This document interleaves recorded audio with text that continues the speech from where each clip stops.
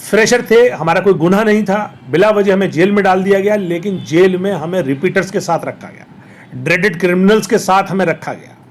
दूसरा, हमारे साथ जब मैं पहले जेल में एंटर हुआ तो एक हेड कांस्टेबल है जो एंट्री करता है, और जब मुझे सब इंस्पेक्टर लेकर गया था तो हेड कांस्टेबल ने मुझसे कहा, अच्छा तो आप कहाँ से आए? ओहो, आप ही हैं वो वैसी की पार्टी के दिल्ली के अध्यक्ष? मैंने कहा हाँ साहब। भाई आप लोगों को तो सबको पाकिस्तान भेज देना चाहिए। उसने बाकायदा ये बात, जी हाँ, ये अल्फाज बाकायदा रिकॉर्ड में, वहाँ कैमरा है, वहाँ रिकॉर्ड में भी होंगे, और वो सब इंस्पेक्टर के सामने कह रहा था ये बात। हमने सोचा भी क्या होगा, अंदर जाके जो हमारे साथ जो दुश्वारी हुई, जो किसी भी कैदी को पहली बार पहले सेकंड डे 3 मिनट की घर पर टेलीफोन पर बात कराई जाती है, वो नहीं कराई तीनों दिन, किसी को मिलने नहीं दिया गया हमसे। हम एक पॉलिटिकल, एक राजनीतिक कैदी थे, लेकिन हमें एक दुर्दांत अपराधियों के बीच में रख करके एक दुर्दांत अपराधी के तौर पे हमें ट्रीट किया गया। फिर हैं बैरिस्टर असदुद्दीन ओवैसी साहब, उन्होंने एक हमें जो लक़ब कहिए या अल्फाज कहिए जिससे नवाजा, यानी जब वो जेल गए थे 94 में, तो उनके वालिद ने वो जो जिन अल्फाज से उनको नवाजा था, उन अल्फाज से मुझे नवाजा। वो अल्फाज ये थे, उन्होंने कहा कि सदर साहब अब आपका पॉलिटिकल अक़ीक़ा हो गया, यानी सियासी अक़ीक़ा हो गया, ये कुर्बानी देना ज़रूरी थी, ये कुर्बानी अपनी सियासत के लिए आपने दे दी, अब अल्हम्दुलिल्लाह आपका अक़ीक़ा अदा हो गया। हमारी तो देखिए कल भी अज़मत मुस्तफ़ा सल्लल्लाहु अलैहि वसल्लम के शान में एक हमारा दारुस्सलाम हैदराबाद में जलसा हुआ, बहुत अज़ीमुस्शान जलसा हुआ। उसमें भी बैरिस्टर असदुद्दीन ओवैसी साहब ने डिमांड की कि गुस्ताख़ रसूल को फ़ौरन गिरफ़्तार किया जाए, और हम लगातार मांग उठा रहे हैं और उठाते रहेंगे।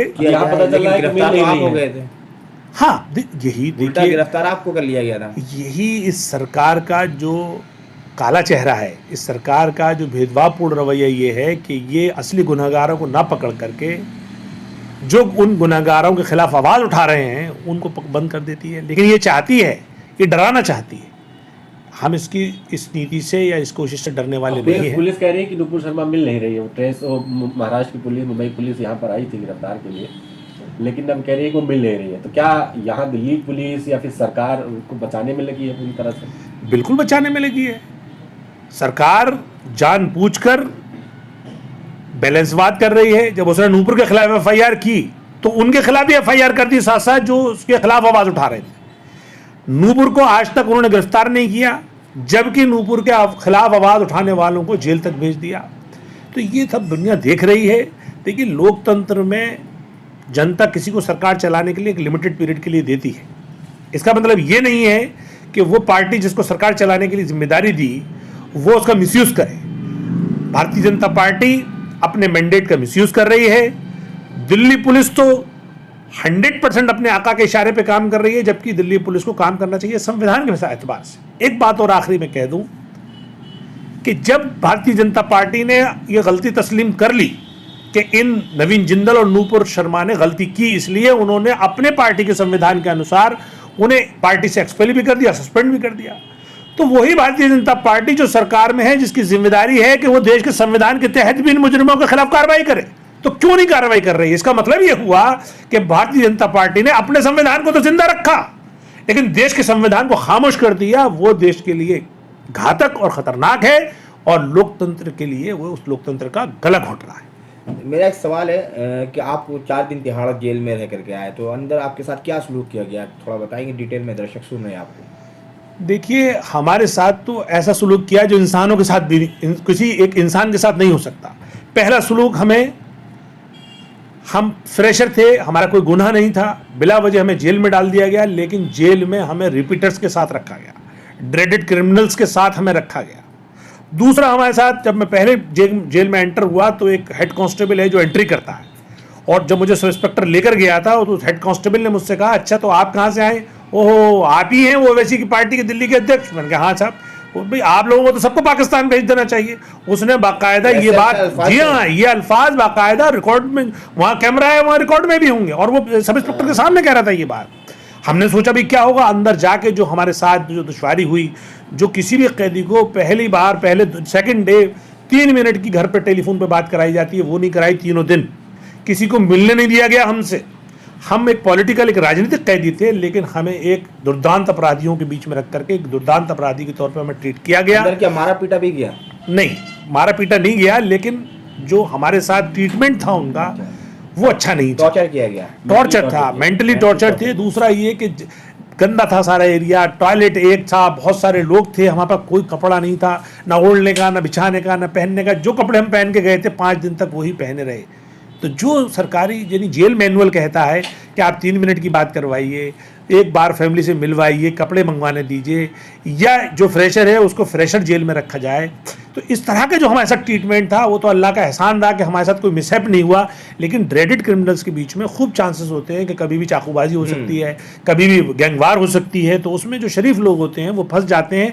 इसीलिए जेल मैनुअल में ये तय है कि अगर कोई पहली मरतबा जेल जाएगा तो उसको फ्रेशर्स के साथ ही रखा जाएगा, जो हमें नहीं रखा गया। अपनी ज़िंदगी का आप ये 5 दिन जो जेल में गुजारे, इसको किस तरह देख रहे हैं?